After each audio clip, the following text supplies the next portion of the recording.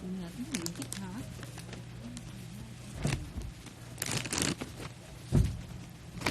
Bukas na lalagyan ng plato.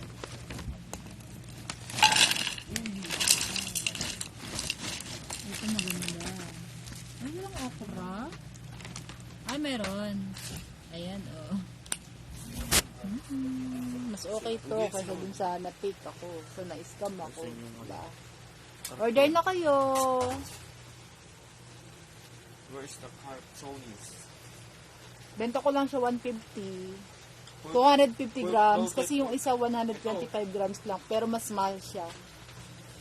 Ito 250 grams. 150. Pwede na, diba? Kasi yung home farm 125 grams. Papatak din siya 149. Kaya mas mahal. Almost same naman. Order na po ah. Ayan, legit yan. Tinikman ng bata. Ano masasabi mo? Chop.